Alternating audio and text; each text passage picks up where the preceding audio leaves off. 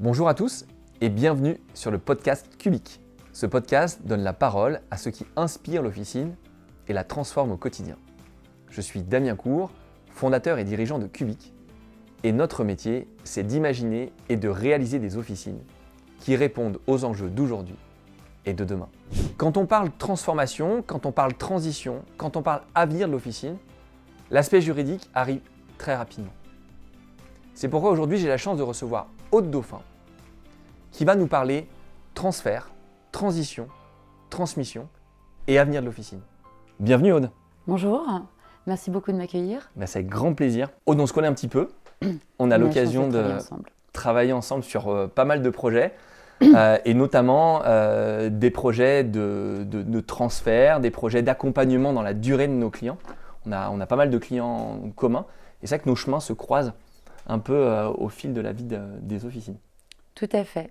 Et c'est avec plaisir qu'on retrouve chaque fois sur soit des projets de personnes qui, des primo-accédants qui veulent en fait se projeter dans leur nouvelle pharmacie en aménageant l'existant, voire les accompagner, on va le voir, jusqu'à des projets un peu plus ambitieux de transfert et donc de réorganisation globale en partant ex nihilo pour vraiment créer leurs officines. Aude, est-ce que vous voulez vous présenter pour que les gens comprennent un petit peu Oui, votre univers? Je suis avocate dans le cabinet Relux et Dauphin. Donc effectivement, on accompagne au quotidien les professions libérales en général et, avec beaucoup de plaisir, les pharmaciens en particulier, et majoritairement d'ailleurs, dans la structuration en fait, droit des sociétés et accompagnement en droit de la santé de leurs projets professionnels, de la première installation jusqu'au jour de leur retraite. Comment est-ce qu'on arrive à devenir une experte de ce monde-là? Par hasard. Okay. Vraiment par pur hasard. Tout de suite après mes études, qui étaient sur la création, la gestion et la création des PME, donc pas forcément comme ça de prime abord, vraiment en lien avec libéral. J'ai toujours tout de suite travaillé pour des professions libérales. Et en fait, au détour d'un dossier, j'ai fait mon premier dossier de pharmacie, c'était un coup de cœur. J'ai trouvé que l'exigence que ça demande et en même temps l'imagination, dans l'accompagnement, l'exigence, parce qu'on ne le répétera jamais assez, c'est un cadre contraint par le côté réglementaire, Code de la santé publique et Code de déontologie. Donc on doit s'astreindre à cette hygiène du respect absolu des règles qui s'appliquent, mais en même temps, pas mal de possibilités d'imagination parce qu'il y a des montages, parce qu'on peut trouver des solutions et on apporte vraiment quelque chose au quotidien. Très bien. Et du coup, dans le cabinet, vous êtes combien? Comment est-ce qu'il s'organise ce cabinet? Alors, on est 2 associés, donc Olivier Relux et moi-même, et on est soutenus, épaulés et accompagnés par une équipe de collaboratrices, d'assistantes, avec chacune leur mission, et donc 2 assistantes qui sont principalement dédiées donc, à la pharmacie, une libérale et une autre pour les âgés. Très bien, super. Du coup, dans le format d'aujourd'hui, l'idée c'est d'essayer d'imaginer la trajectoire un petit peu de la carrière des pharmaciens. La première question qu'on peut avoir, c'est quand on veut s'installer en pharma, quelles sont les bonnes questions à se poser, et notamment sur le volet juridique? Alors, déjà avant de s'installer, je pense que la pharmacie reste une entreprise. Donc il faut penser comme un entrepreneur, avec déjà des objectifs. Est-ce que moi, c'est plus une installation rurale? Ou au contraire, je préfère être en milieu urbain et ce n'est pas vraiment les mêmes typologies d'accompagnement. Et avant le juridique, parce que nous, on vient en appui de toute la construction, parce que ça, c'est vraiment quelque chose un jeu finalement d'accompagnement. On a souvent en premier point la rencontre avec les transactionnaires, qui sont des partenaires qui sont souvent nécessaires pour des marieurs en quelque sorte, qui font se rencontrer les bonnes personnes. Et ensuite, on crée peu à peu, il faut laisser les partenaires s'agréger autour de soi pour vraiment constituer son équipe. Et nous, l'avocat fait partie de l'équipe, aux côtés donc, du transactionnaire, de l'expert comptable, bien évidemment du banquier, des agenceurs, Et nous, on vient en fait appuyer et encadrer juridiquement les projets qui ont été projetés par les différents autres partenaires. Et notamment sur le choix des structures d'activité, les sociétés d'exercice libéral, qu'elles soient en AS ou en ARL, mais aussi pour les autres structures qui viennent s'agréger finalement à cette structure d'activité qui va servir à l'exploitation, et notamment je pense aux sociétés civiles immobilières, soit qu'elles existent et qu'on en crée une nouvelle pour réacquérir les murs, soit qu'au contraire, on est dans une projection déjà future d'acquisition des murs pour un possible transfert. Et là, notre rôle est aussi de vérifier quelle structure, on a la SCI, mais on peut avoir aussi des SAS, ça dépend du nombre de partenaires finalement, de financiers qu'on peut avoir dans le projet. Et nous, notre rôle, c'est d'équilibrer tout ça pour que toujours, en fait, l'indépendance du titulaire soit respectée. Et c'est vraiment, c'est dans le code de déontologie, mais nous, c'est l'ADN du cabinet, c'est d'être très respectueux de cette indépendance et dans son projet d'activité et dans son projet immobilier, parce que pas se retrouver avec des titulaires qui soient un peu pris au piège ou de la finance. Oui, bien sûr, je comprends. Et du coup, donc, cette organisation et cette structuration juridique, vous l'avez vu évoluer là au fil des années? Totalement. Qu'est-ce qui a vraiment changé? Totalement. Les modèles du titulaire, enfin finalement de l'adjoint par exemple qui reprend juste la pharmacie du titulaire partant à la retraite et qui continue tout seul son activité sans peut-être se poser des questions de projection, même de rentabilité, de gestion en fait, donc qui se contenterait de vendre du médicament pour, si on voulait être vulgaire, on n'en voit plus. Ou malheureusement, on ferme leur pharmacie. Oui, bien sûr. On a beaucoup de restitutions de licences.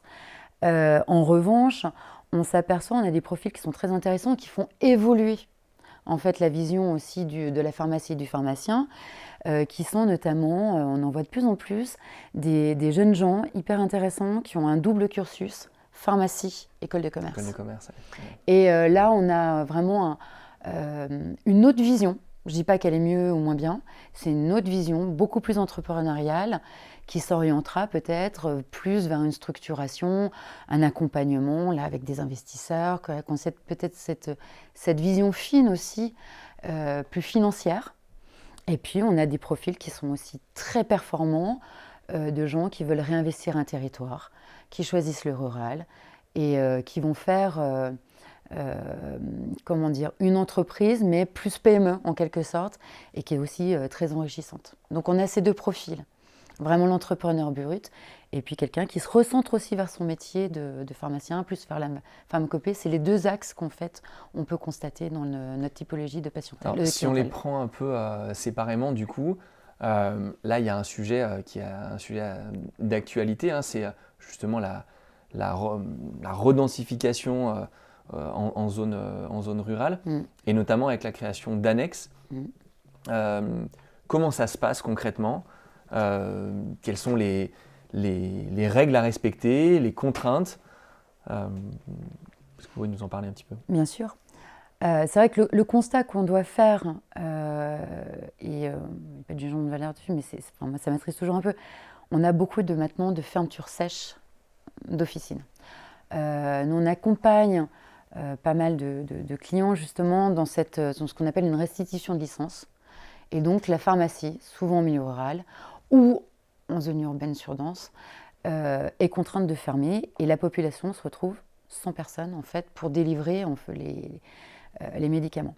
Et la solution qui a été trouvée dans le cadre d'expérimentations qu'on appelle le PEP 51 de mémoire, qui a été promue par le ministère de la Santé et par l'ARS, c'est de permettre en fait à une officine existante, en proximité de celle qui vient de fermer, effectivement en zone sous tension au niveau de la demande de soins, et cette officine déjà installée va demander la création en fait de ce qu'on appellerait en milieu libéral un établissement secondaire, où il faut qu'elle soit la pharmacie, enfin le titulaire de la pharmacie principale doit être en capacité de trouver un adjoint qui puisse détacher quelques jours par semaine pour dispenser en fait du médicament à cette population, sinon qui serait laissée vraiment en déshérence. Alors d'un point de vue juridique et administratif, c'est un long combat. Parce que ça s'inscrit vraiment au-delà du droit pur, droit des sociétés, au-delà même du code de la santé publique, parce qu'on est un petit peu en marge, c'est un vrai accompagnement politique. Et ces expériences, celles dont on a pu avoir connaissance et celles qu'on a eu la chance d'accompagner de loin, c'est vraiment parce qu'il y a une volonté du territoire, de tous les acteurs, de la députation jusqu'à la mairie, et sans heure de hiérarchie, mais aussi de l'ordre, des syndicats, qui, comme dans tout projet de restructuration officinale, qu'on côtoie, qu'on interroge pour savoir si eux aussi peuvent voir d'un bon œil en fait ce projet. Alors la pérennité de telle organisation, on ne peut pas juger parce que c'est très récent, mais on s'aperçoit que les acteurs qui mettent en place ces antennes ont un vrai souci du territoire. C'est pas pour faire de la finance, ça c'est sûr et certain. C'est un vrai souci de pérenniser en fait le maillage pharmaceutique. Et est-ce qu'il y a une règle de durée d'ouverture ? Vous parliez de quelques jours. Est-ce qu'il y a un cadre qui est fixé pour ça ? Tout à fait. Il faut au minimum ouvrir 2 jours. Ok. Voilà, à minima, de manière qu'il y ait quand même un service minimum. Et là, on est, d'un point de vue strictement juridique, parce que ça c'est l'aspect que je connais mieux, on est quand même sur les difficultés de tuilage, pour savoir s'il faut une carte CPS pour ces annexes. Oui, évidemment. On a expérimenté la première ouverture d'établissement secondaire pour une pharmacie, ce qui n'existait pas avant. Donc c'est vrai qu'on est dans l'expérimentation et les filages de plâtre. Et en France aujourd'hui, vous savez combien il y en a qui ont pu ouvrir ? Écoutez, je ne sais même pas si on a une vingtaine. D'accord. En région Aura, il y en a une. Voilà, qui me tient à cœur. Mais effectivement, justement, sur les échanges qu'on a pu avoir, sur d'autres régions, on a 2-3, mais ça reste vraiment expérimental. Ok, très bien. Donc là, on est plutôt sur les enjeux d'une pharmacie rurale ancrée dans son territoire, où là, l'enjeu, c'est de trouver un modèle économique qui permet de faire vivre ces territoires. L'autre volet, c'est plutôt les pharmacies de centre-ville ou de zones périurbaines, où là les enjeux c'est des enjeux de concurrence pour la pérennité. C'est quoi les points importants pour ce type d'officine ? Alors, si on se place toujours du côté du primo-accédant, on va dire, pas des vieux routiers de la pharmacie qui en sont à leur 3e acquisition. Pour le primo-accédant, je pense que la vraie question à bien se poser, c'est pas simplement de viser un chiffre d'affaires hypothétique qui est très beau sur le papier, mais déjà se dire est-ce que cette pharmacie, souvent c'est des gros paquebots, est-ce que en tant que titulaire, je vais être capable de la gérer seule, ou est-ce qu'il faut que j'ai un co-titulaire ? Première question. Et en l'espèce, notre premier conseil, c'est de ne jamais s'associer avec son meilleur ami. Pas son copain de fac. Qui parle, là. Oui, parce qu'on fait aussi beaucoup de conciliation, de séparation d'associés. Okay. Et une association reste un mariage sans amour, ça il faut bien le répéter. Et on est dans une entreprise. Donc il faut que ça reste quand même dans une optique de gestion, surtout si on est dans ces grandes pharmacies comme on peut en voir et qui se développent. On ne peut pas y aller seul, peut-être au comptoir, ça c'est une chose, c'est un choix. Mais très difficilement, au vu des besoins en financement qu'occasionne finalement l'implication dans ce type de projet, très vite, on est, je dirais, contraint de se rapprocher d'investisseurs extérieurs. Et actuellement, je dirais que les schémas les plus simples, c'est souvent les groupements qui proposent ces typologies-là, qui accompagnent un confrère parce que ça reste dans la pharmacie. Et c'est des investisseurs qui sont eux-mêmes pharmaciens et qui accompagnent. Et En toute objectivité de nous, enfin les groupements avec qui on a la chance de pouvoir travailler, enfin, dont on côtoie les membres, c'est des vrais accompagnements à la fois financiers, donc il y a du donnant-donnant, hein, attention, il ne faut pas être comparé, il faut bien différencier les revenus de son travail et de revenus du capital, en oubliant qu'on n'est pas seul au capital, c'est normal, c'est le jeu. Donc il y a une notion capitalistique, certes, mais au-delà, on s'aperçoit que c'est des vraies mises à l'étrier. Et souvent, pour quelqu'un qui n'a pas l'audace peut-être d'aller s'installer seul et de faire son aventure dans des lieux peut-être moins confortables que la périphérie, ou dans l'urbain ou le périphérique, c'est une bonne chose d'être accompagné parce qu'aussi il y a un échange de connaissances. Il y a, dont le groupement aussi permet effectivement de mieux gérer les achats et ouvre un réseau de carnets d'adresses qui n'est pas négligeable. Bien sûr.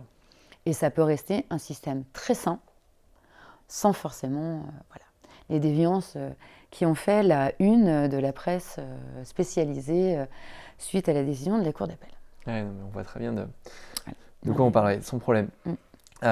Ok. Un primo-accédant, il achète une pharmacie qui est existante, il peut choisir de l'installer et de s'installer là où la pharmacie est positionnée ou transférer. Et ça, on le voit beaucoup. Aujourd'hui, les transferts, nous, en tant qu'agenceurs, c'est une grosse partie de notre activité. On se retrouve aussi de nombreuses fois sur ces dossiers-là. Un peu la même question. Moi, si je suis primo-accédant et que je projette l'acquisition d'une pharmacie en vue d'un transfert, quels sont les points sur lesquels je dois absolument m'arrêter? Alors, en fait, déjà, juridiquement, on a 2 schémas pour l'acquisition-transfert. Soit on se dit, j'acquiers d'abord l'officine parce qu'il faut absolument avoir un fonds pour transférer. Ça paraît évident, mais il faut le redire. Donc, soit j'acquiers d'abord mon fonds que je peux exploiter le temps et je gère le transfert. Soit on voit se développer cette typologie de modèle. En fait, on dit j'achète que si et seulement si j'ai l'arrêté de transfert. Sous condition suspensive. Sous condition suspensive de l'arrêté de transfert. Et là, c'est pas du tout la même philosophie. Très souvent, le deuxième schéma est choisi parce que ça paraît peut-être pas fluide pour le primo-accédant d'exploiter dans des pharmacies qui trouvent trop exiguës, plus adaptées, parce qu'on va revenir un petit peu aussi sur ces normes, qui justifient d'ailleurs, même dans les pharmacies existantes, on va dire, vos interventions. Mais en revanche, effectivement, on peut se dire, j'ai pas envie de porter le transfert parce que c'est trop lourd pour moi. Je veux en fait un outil clé en main, et là, j'achète votre pharmacie. Et c'est des dossiers qui sont un peu psychologiquement durs à porter parce que c'est la personne qui cède sa pharmacie, qui est souvent pas loin de la retraite, qui doit en fait gérer le dossier. Et oui. Donc il faut vraiment être dans l'accompagnement parce que, on le redira jamais assez, un dossier de transfert, contrairement peut-être à une légende, c'est technique. Il faut être précis. Et de plus en plus, parce que on a vu beaucoup de recours contre des transferts qui avaient été de façon peut-être un petit peu aléatoire, je ne sais pas. Mais peu importe, mais on a la surveillance des juges, l'ARS le sait, et l'ARS a aussi maintenant un personnel qui est très affûté sur ce type de dossier. Et alors, je parle de ce que je connais. Nous, nos dossiers, on veut qu'ils soient absolument carrés. On ne peut pas préjuger qu'il y ait un recours, ça c'est l'âme humaine, après c'est différent.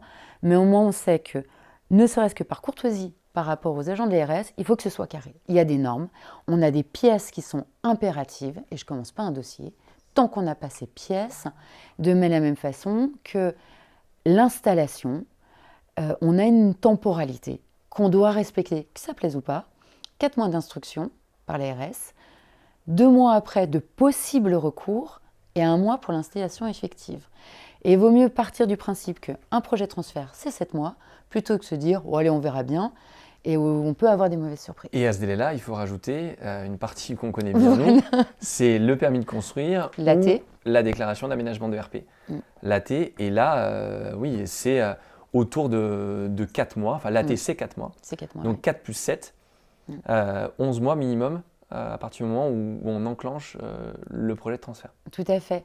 Et pour revenir justement aux modélisations en fait, possibles de transfert, quand le primo-accédant achète l'officine et lui gère son transfert, je veux dire, le chronomètre peut être un peu étiré parce que voilà, il peut exercer. Donc on n'a pas franchement d'impératif, d'immédiateté ou d'urgence à avoir le transfert. En revanche, quand on est dans des schémas où c'est le porteur de projet de transfert et la personne en fait qui vend son officine, et ben, on a même des fois des problématiques de départ à la retraite, c'est des personnes qui attendaient peut-être depuis fort longtemps de vendre. Je ne dis pas que c'est une chance, c'est une opportunité. Vous avez des officines qui ferment pendant quelques mois jusqu'à l'obtention du transfert. Je n'encourage pas ce genre de modèle. J'ai déjà vu ça. On le voit. Mais des fois, c'est nécessité parce que il ne faut pas... je veux dire, oui, on peut modéliser juridiquement, on peut faire des très beaux montages, mais l'ADN, je pense, de notre cabinet, c'est aussi de remettre l'humain au cœur du débat.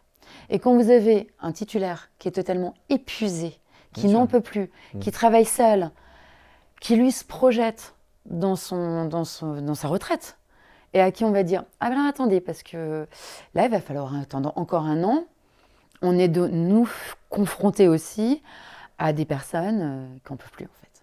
Alors, on a le jeune qui est comme un fou, parce que lui, il voit plus votre aspect, d'ailleurs, en disant « c'est les plans qu'on m'a présentés, c'est mon officine de mes rêves, vivement que j'y sois, mais je suis capable d'attendre », et puis une personne qui se dit « vivement que je parte ».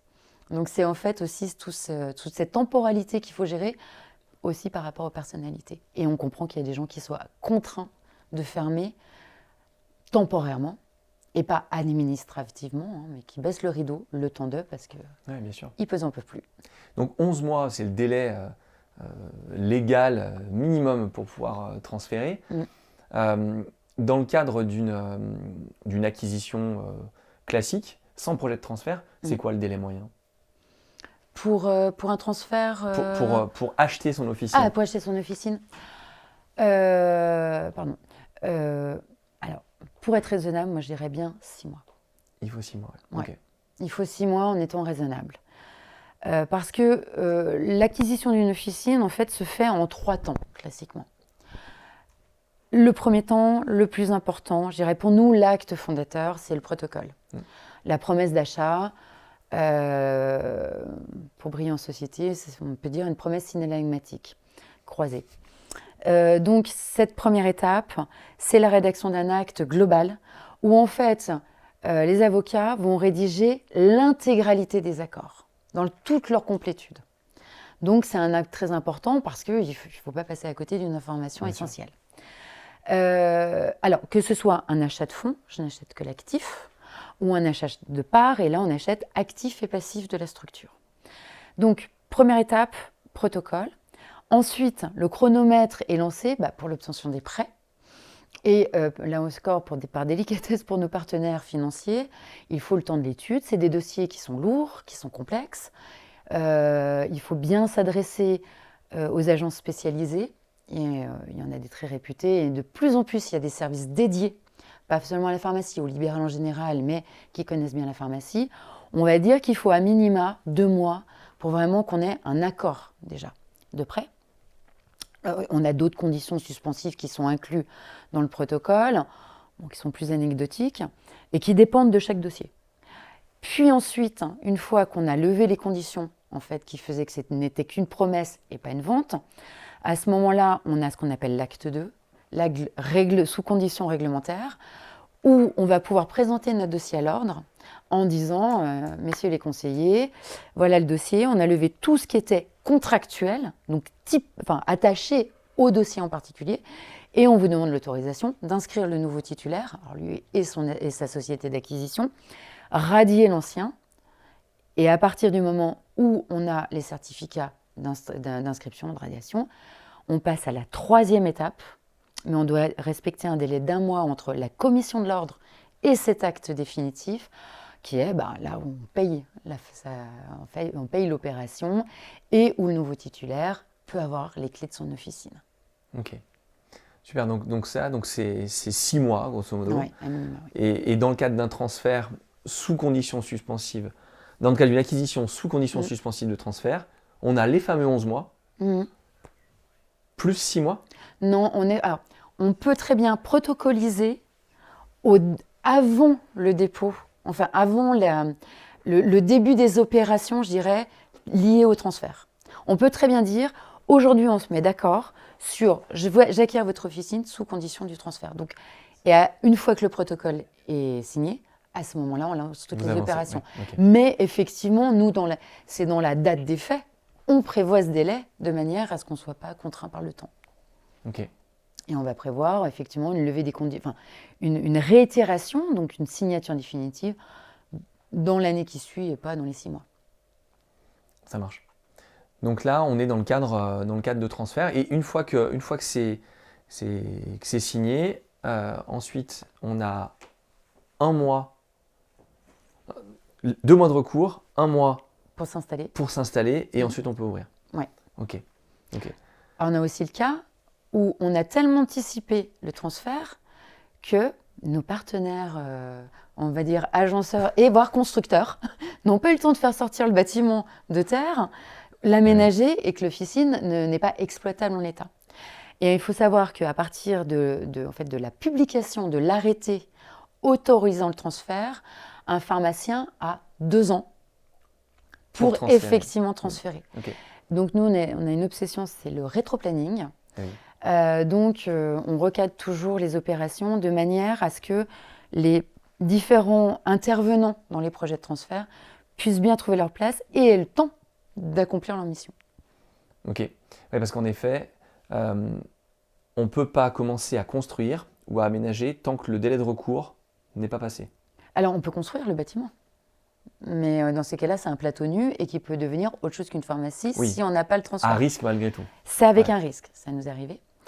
C'est très décevant. Mais souvent, l'achat des murs est conditionné à l'obtention du transfert. Oui, je comprends. Voilà. Okay. Il y a des aventuriers qui le font sans. Ils n'ont pas écouté leur avocat préféré dans ces cas-là. Mais bon, c'est pas grave. Mais effectivement, on peut très bien avoir le plateau nu.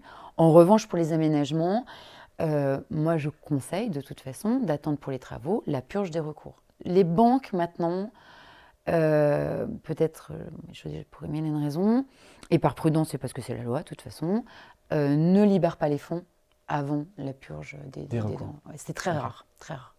Ok. Ou il faut que ce soit un projet à 150 mètres de l'officine actuelle.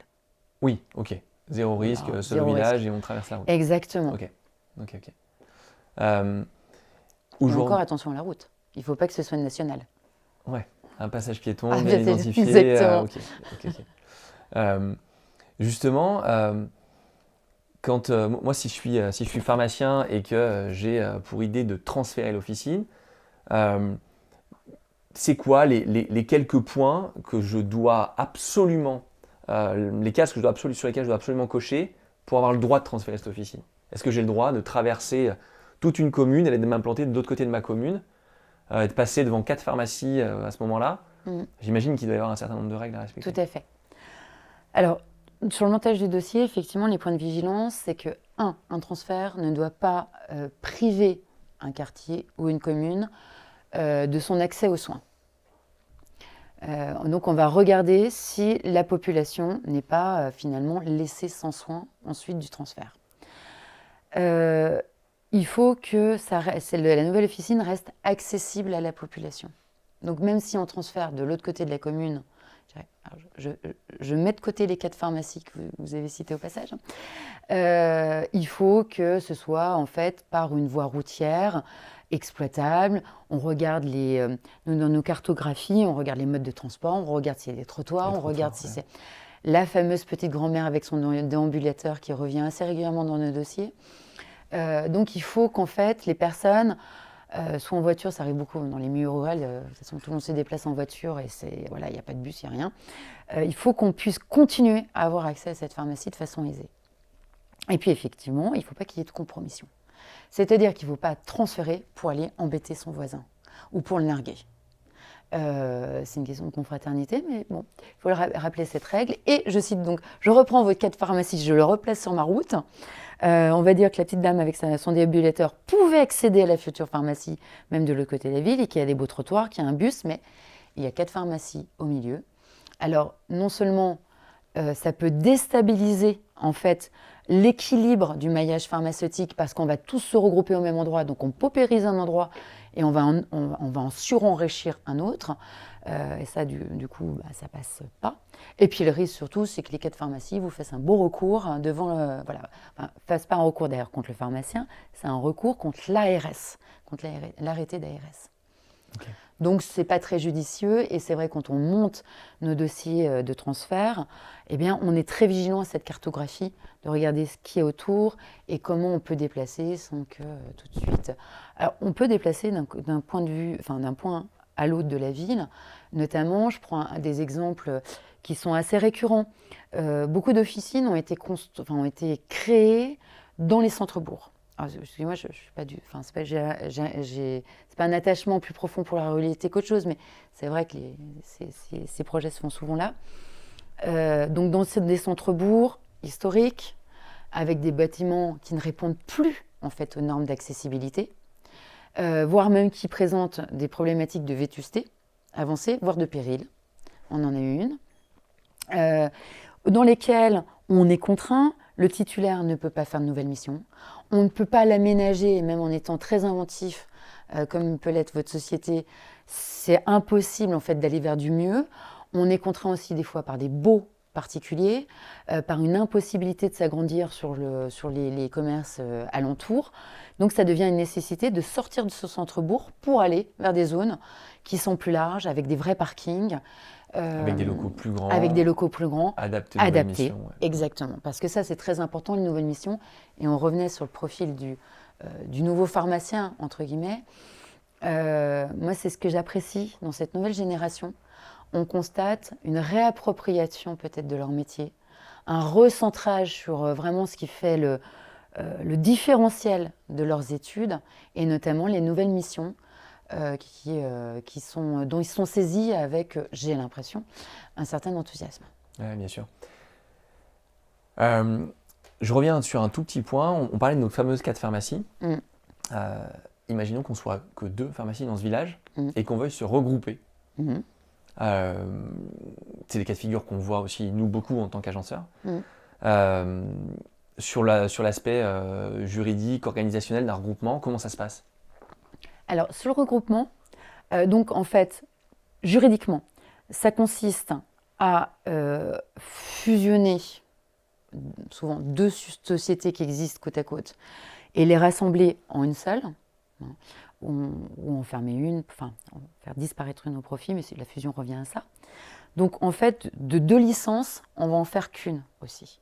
Donc juridiquement, de 2 structures, on n'en fait plus qu'une, et administrativement, de 2 licences, on les cristallise en une nouvelle de regroupement. Les points de vigilance par rapport à un groupement, il ne faut pas que ce regroupement conduise en fait à avoir une population qui n'a plus, que les critères plutôt de seuil de la population soient quand même satisfaits pour pas qu'en fait on ait plus assez d'offres de soins par rapport au nombre d'habitants qu'il peut y avoir dans une commune.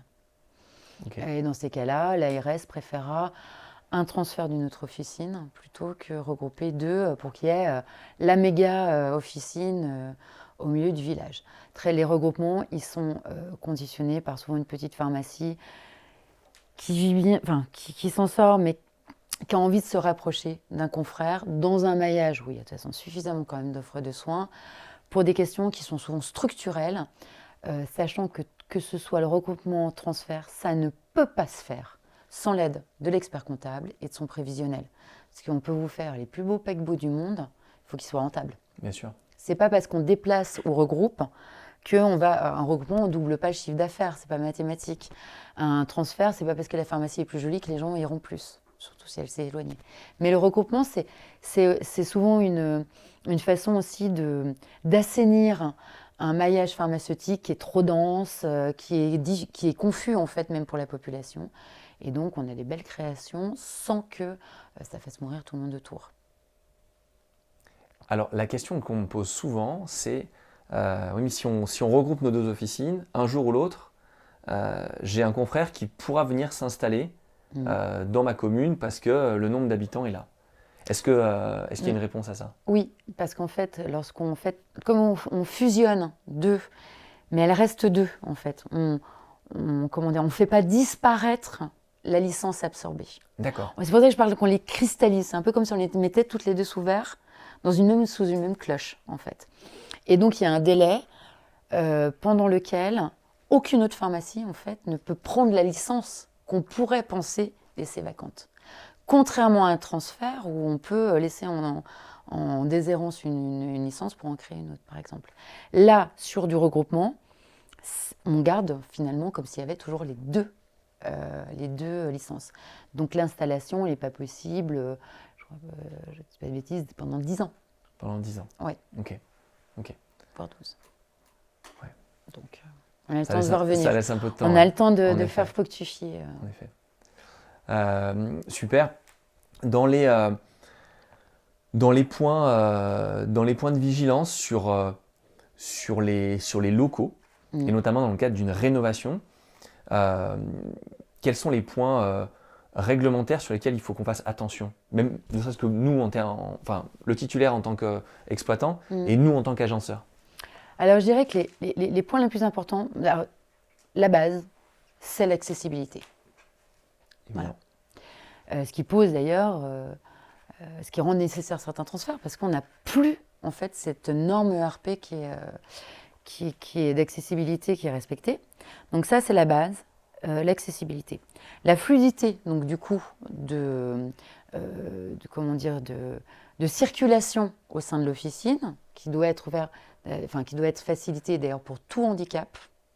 On pense souvent aux chaises roulantes, très très bien visualisées sur vos plans, mais on ne pense jamais aux personnes, par exemple, malvoyantes. Ouais. Et ça, c'est aussi faire attention qu'il n'y ait pas d'angle aigu, rien qui puisse en fait heurter la circulation. Donc voilà pour, je dirais, la place centrale du front office. Ensuite, on a quand on commence à développer les nouvelles missions, très important de s'assurer que les box soient vraiment en confidentialité, qu'on puisse faire le soin loin du regard de tout le monde, qu'il y ait un point d'eau, c'est important aussi.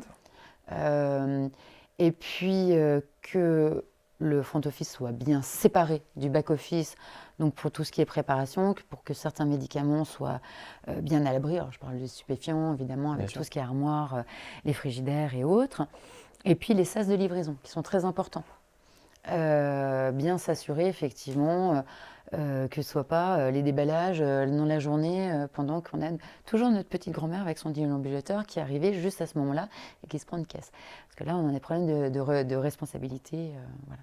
Donc, accessibilité, confidentialité, même au comptoir d'ailleurs. Et petite anecdote d'ailleurs, c'est très très important, les zones de confidentialité, même au back-office, pour les équipes. Parce qu'entre membres d'une équipe, on peut avoir envie de s'échanger certaines choses, des fois drôles qu'on a pu voir dans la pharmacie, mais il faut que ça se fasse de façon confidentielle pour pas que le patient, qui est en fait toujours derrière le comptoir, entende ce qui vient de se dire, parce que voilà, ça peut mener loin, judiciairement. J'imagine. Merci Aude, c'était un plaisir de pouvoir faire cet échange avec vous. Moi, je retiens une chose principale, c'est que au-delà de tous ces aspects juridiques, au-delà de tous ces aspects techniques, c'est l'humain qui est au centre de tous ces projets. Et ça nous fait un point commun, parce que chez Cubic, c'est la même chose, c'est vraiment l'humain qui prime. Donc merci encore. Merci à vous. Et puis, pour des nouveaux sur les projets. Ouais, avec plaisir. Un grand merci d'avoir suivi cet épisode. Le podcast Cubic est disponible sur Spotify, Apple Podcasts et toutes vos plateformes préférées. Nous sommes présents sur LinkedIn, Instagram, Facebook et YouTube. Maintenant, n'hésitez surtout pas à nous écrire, à commenter. Nous avons besoin de vos retours. C'est grâce à vous que ce format va évoluer. Merci beaucoup et à bientôt.